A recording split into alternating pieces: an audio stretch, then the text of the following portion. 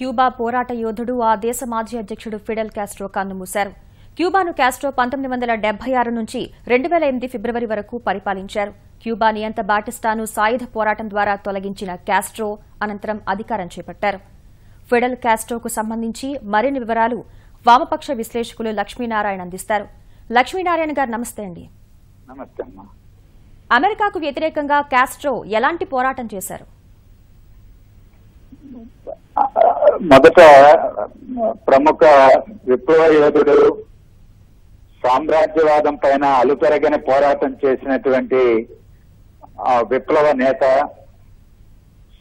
అలీనోద్యమ నిర్మాణంలో క్రియాశీలమైనటువంటి భూమికను పోషించినటువంటి గొప్ప మహానేత, ప్రపంచ రాజకీయాలలో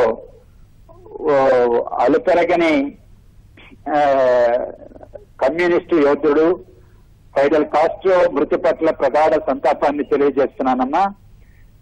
1989లో నేను విద్యార్థి నాయకుడిగా ఉన్నప్పుడు హవానాలో, క్యూబా రాజధాని హవానాలో అంతర్జాతీయ విద్యార్థి సంఘం మహాసభలు జరిగినప్పుడు నేను ఆయన్ను ప్రత్యక్షంగా ఆయన ప్రధాన ఉపన్యాసాన్ని ముఖ్య అతిథిగా చేసినప్పుడు విన్నాను. ఆయన పోరాట పటిమ గాని, విలువలతో కూడినటువంటి రాజకీయ జీవితం గాని, సమాజాన్ని దోపిడీ రహితంగా నిర్మించాలి అనేటువంటి ఒక చిత్తశుద్ధి, పట్టుదల కలిగినటువంటి మహానేత ఆయన. ప్రపంచం మీద అమెరికన్ సామ్రాజ్యవాదం పెత్తనాన్ని కొనసాగించి దోపిడీ వ్యవస్థకు వెన్నుదన్నుగా ఉన్నటువంటి అమెరికాకు వ్యతిరేకంగా అలుపెరగని పోరాటం చేసినటువంటి మహాయోధుడైన ఆయన్ను హతమార్చడానికి అమెరికన్ సామ్రాజ్యవాదం అనేక కుతంత్రాలు చేసింది.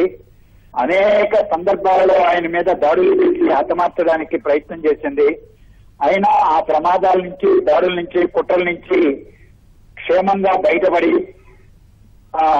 లాటిన్ అమెరికాలో ఒక చిన్న దేశం క్యూబా దేశాన్ని ప్రపంచ చిత్రపటంలో, ప్రపంచ చరిత్రలో ఒక సమున్నతమైనటువంటి స్థానాన్ని సువర్ణాక్షరాలతో లిఖించినటువంటి మహానేత ఫిడెల్ కాస్ట్రో.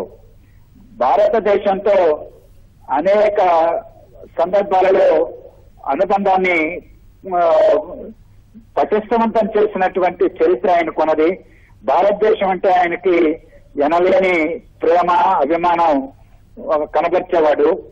భారతదేశంలో ఇందిరాగాంధీతోనూ, నెహ్రూతోనూ వీళ్ళందరితో కలిసి అలీనోద్యమాన్ని నిర్మించడంలో వెనుకబడినటువంటి దేశాలు, అభివృద్ధి చెందుతున్నటువంటి దేశాలు వాటిని అంతర్జాతీయ రాజకీయాలలో ఒక స్వతంత్ర పాత్ర పోషించాలి, సామ్రాజ్యవాదానికి, దోపిడీకి వ్యతిరేకంగా నిలబడాలి, స్వతంత్ర ఆలోచనలతో చిన్న దేశాలు, అభివృద్ధి చెందుతున్నటువంటి దేశాలు, వెనుకబడిన దేశాలు ప్రపంచ రాజకీయాల్లో వాళ్ళకంటూ ఒక పాత్రను స్వతంత్రంగా పోషించాలి అనేటువంటి మానవ హక్కుల కోసం, ప్రజాస్వామ్య హక్కుల కోసం, అంతర్జాతీయ ఆర్థిక వ్యవస్థలో ఒక సమూలమైనటువంటి మార్పులు రావాలని కోరుకునేటువంటి మనస్తత్వంతో అలీన విదేశాంగ విధానాన్ని తీర్చిదిద్దినటువంటి వాళ్ళల్లో ఆయన ఒక ప్రముఖ పాత్ర పోషించాడని మనందరికీ తెలుసు. చరిత్రలో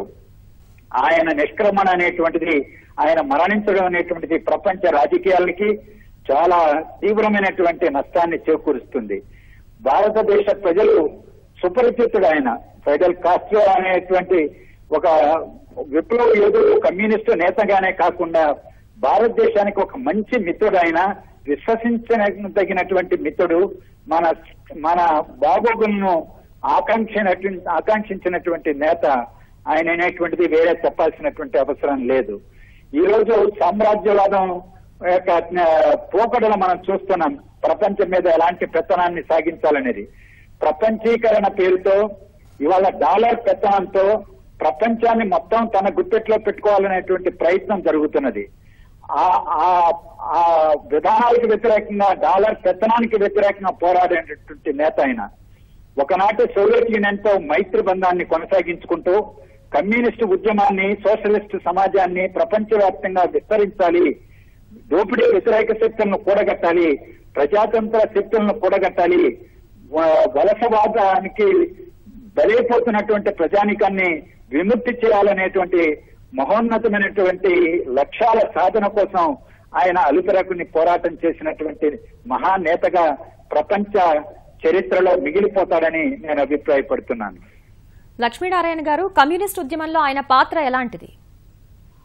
ఆయన లాటిన్ అమెరికాలో ఒక చిన్న దేశంలో సాయుధ పోరాటాన్ని మార్గంగా ఎంచుకొని అక్కడ ఉన్నటువంటి సమాజానికి వ్యవస్థకు వ్యతిరేకంగా, దోపిడీ వ్యవస్థకు వ్యతిరేకంగా పోరాటం చేసి అధికారానికి వచ్చాడు. చేగువేరా సహకారంతో, భాగస్వామ్యంతో ఆయన క్యూబాలో విప్లవోద్యమాన్ని విజయపదాన నడిపించి ఆ దేశాన్ని ఒక సమున్నతమైనటువంటి స్థానంలో, ఇవాళ ఆరోగ్యాన్ని తీసుకోండి, వైద్యానికి సంబంధించి మొదట చెప్పుకోవాల్సింది క్యూబానే చెప్పుకుంటారు. అంత ప్రథమ స్థానంలోకి తీసుకురావడంలో, మానవ అభివృద్ధి సూచికల్లో ఆ దేశాన్ని అగ్రస్థానంలో నిలబెట్టడంలో ఆయన ప్రముఖ పాత్ర పోషించాడు. కమ్యూనిస్టు ఉద్యమ నేతగా కేవలం క్యూబాకే పరిమితం కాకుండా, క్యూబాలో విప్లవం తీసుకొచ్చి అక్కడ దోపిడీ రహిత సమాజాన్ని నిర్మించడమే కాకుండా ప్రపంచ వ్యాప్తంగాను, ప్రత్యేకించి లాటిన్ అమెరికన్ దేశాలలోనూ కమ్యూనిస్టు వ్యవస్థను తీసుకురావాలని, సోషలిస్ట్ వ్యవస్థను విస్తరించాలనేటువంటి దాంట్లో ఆయన అనితర సాధ్యమైనటువంటి కృషి తెలిపాడు. నాడు సోవియట్ యూనియన్ నాయకత్వంలో తూర్పు యూరప్ దేశాల్లో సోషలిస్ట్ దేశాలుగా ఉన్నటువంటి వాటిని గాని, లేదా చైనాతో గాని, ఇవాళ ఆసియా దేశాల్లో ఉన్నటువంటి కమ్యూనిస్టు ఉద్యమంతో కానీ అనుబంధాన్ని పెనవేసుకొని ప్రపంచ వ్యాప్తంగా కమ్యూనిస్టు సిద్ధాంతాన్ని విస్తరింపజేయాలి, సోషలిస్ట్ వ్యవస్థను విస్తరింపజేయాలి, దోపిడీ రహిత సమాజాన్ని నిర్మించాలనేటువంటి శక్తులన్నిటికీ ఒక స్ఫూర్తిదాయకమైనటువంటి పర్సనాలిటీగా, వ్యక్తిత్వం కలిగినటువంటి నేతగా, ప్రపంచ నేతగా కమ్యూనిస్టు ఉద్యమం చరిత్రలో ఆయన ప్రముఖమైనటువంటి పాత్ర పోషించాడు. 5 దశాబ్దాల పాటు ప్రధానిగా, అధ్యక్షుడిగా క్యూబా అభివృద్ధికి ఆయన ఎలాంటి సేవలు చేశారు?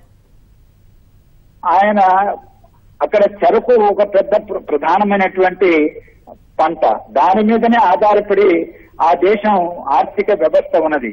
వారిని కట్టడి చేయాలని చెప్పేసి ఆర్థిక ఆంక్షలు విధించి అమెరికన్ సామ్రాజ్యవాదం ఆ దేశాన్ని లొంగగొట్టుకోవడానికి శతవిధాల ప్రయత్నం చేసింది, కుట్రలు కుతంత్రాలు పన్నింది.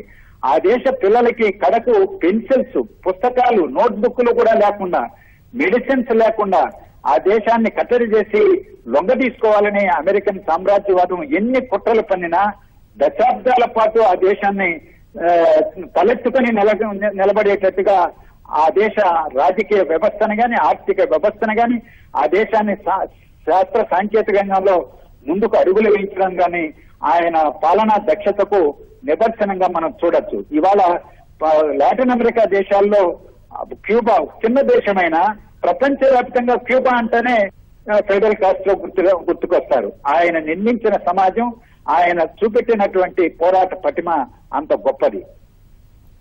ధన్యవాదాలు లక్ష్మీనారాయణ గారు.